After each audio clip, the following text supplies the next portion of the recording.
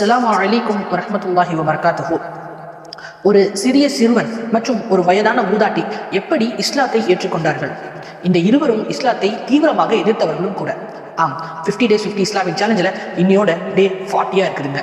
ஒரு முறை நபி ஸல்லல்லாஹு அலைஹி வஸல்லம் அவர்கள் மக்காவில் இருக்கும்போது ஒரு வயதான மூதாட்டி மக்காவை விட்டு நான் வெளியேறுகிறேன் என்பதாக சென்றார்கள். அப்பொழுது அந்த மூதாட்டிக்கு நபி ஸல்லல்லாஹு அலைஹி வஸல்லம் அவர்கள் ஊரின் எல்லை வரை சென்று உதவி செய்தார்கள்.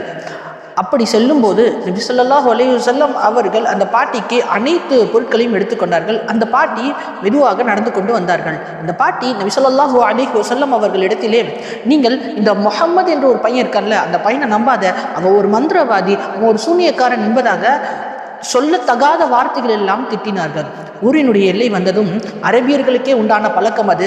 உன்னுடைய கோத்திரம் என்ன, உன்னுடைய அப்பா யார், நீ யார், உன் பேர் என்ன என்பதாக கேட்டார்கள். உடனே நபி ஸல்லல்லாஹு அலைஹி வஸல்லம் அவர்கள் அழகாக புன்முறுவல் பூற்று சொன்னார்கள், நீங்கள் இவ்வளவு நேரம் திட்டினீர்களே, அந்த நபி முஹம்மது நபி ஸல்லல்லாஹு அலைஹி வஸல்லம் நான் தான் என்பதாக கூறினார்கள். உடனே அந்த பாட்டி வியப்புற்று பொருட்கள் எல்லாம் கீழே போட்டுவிட்டு அவர்கள் இஸ்லாத்தை ஏற்றுக்கொண்டார்கள். அதே போல் ஒரு யூதன் நபி ஸல்லல்லாஹு அலைஹி வஸல்லம் அவர்களுக்கு ஒரு அடிமையாக இருந்தான்.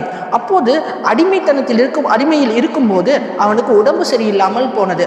அவனுடைய வீட்டிற்கு நபி ஸல்லல்லாஹு அலைஹி வஸல்லம் அவர்கள் சென்று அவர்களை பார்த்தார்கள். அந்த யூத சிறுவனுக்கு வந்த சந்தோஷம் ஏனென்று சொன்னால், அடிமைகள் என்று சொன்னால் மக்காவில் உள்ளவர்கள் அனைவரும் கொடுமைப்படுத்துவார்கள். ஆனால் இந்த முஹம்மது மட்டும் ஏன் என்னை வந்து பார்க்கிறார், மிகவும் அன்பாக பண்பாக நடந்து கொள்கிறார் என்பதாக ஒரு ஆச்சரியப்பட்டு இஸ்லாத்தை ஏற்றுக்கொண்டார்கள்.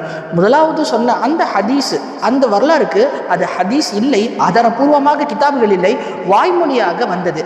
இரண்டாவதாக சொன்ன விஷயத்திற்கு ஹதீஸ் இருக்கிறது, சஹீஹ் அல் புகாரியில் குறிப்பிடப்பட்டத்தக்க விஷயம். ஆக நான் சொல்ல வருவது, கோபமான ஒரு சூழ்நிலையின் கூட நாம் திரும்பி அதை நிதானமாக கையாண்டால் அதை நமக்கு சாதகமாகவும் இஸ்லாத்திற்கு சாதகமாகவும் அதை மாற்றிக்கொள்ள முடியும் சகோதரர்களே. அதற்கு பொறுமையும் மதிநுட்பமும் நிதானமும் தேவை சகோதரர்களே. எனவே இந்த சேலஞ்சை செய்திருந்தால் அஸ்ஸலாமு அலைக்கும்